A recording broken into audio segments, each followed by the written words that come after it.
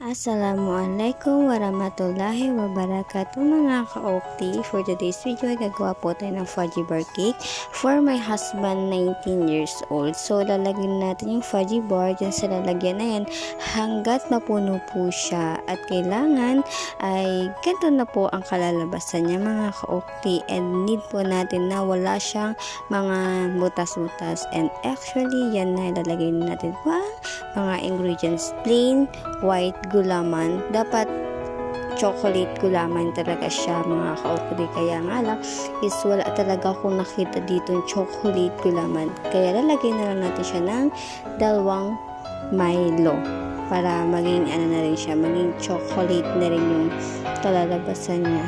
Magiging lasang Milo na siya mga ka-okti. Pati sugti malapit na siya dun sa fudgy bar chocolate natin, diba?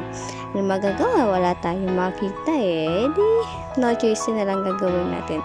At yan, nilagyan ko na rin siya ng Milo and cornstarch na 3 tablespoon na cornstarch. Yan. Then, mix well hanggang mapagsama-sama na silang lahat.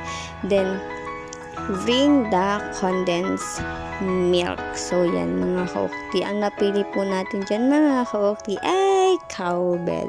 So, yung asawa ko nga pala ang pumili ng condensed milk flavor. So, yan nakapili niya yung cowbell. So, I have no choice. So, yan. Nilagay na natin siyang lahat at minix ko na po siya ulit. Then, yan. Kapag mix na, ilalagay na po natin siya sa apoy at lalagyan natin ng 1 cup of water. Then, mix well na din siya. Pero, guys, huwag niyo mga stop na i-mix siya mga ka-okti kasi mamumuo siya at pwede masunog yung pinakailalim niya. Kaya hindi talaga siya pwedeng pabayaan mga ka-okti. Hanggang ganyan na po yung kakalabasan ng inyong ginagawa. Okay? Hindi talaga siya pwedeng pabayaan at iwanan. Kailangan talagang i-mix nyo ng i-mix hanggang makuha niya yung pinakagusto niya makuha. Hindi ko masabi what is that for. So, yan. Then, isinali na natin siya. And I hope masarap siya mga ka-okti. And I hope pagustuhan siya ng aking asawa mga ka-okti. So, yan. Pinapantay lang natin siya mga ka-okti. And then, meron pala akong nabili. So, yan na nga siya mga ka-okti. Ang kalalabasan, malamig na siya. Kailangan natin mapalamig siya, okay? Para matumigas yung ano niya. Then, bumili na rin pala ako ng cream stick, milk cream stick. Kasi, syempre, chocolate, diba? Ang ano natin. So, ilalagay natin yan sa top. So, yan. Wala nga pala ako nabili mga ka-okti na yung cream stick na kapag nilalagay mo siya, diba, yung malambot ng pagkana yan. Kasi mga ka-okti is matigas yung pagka-cream stick niya.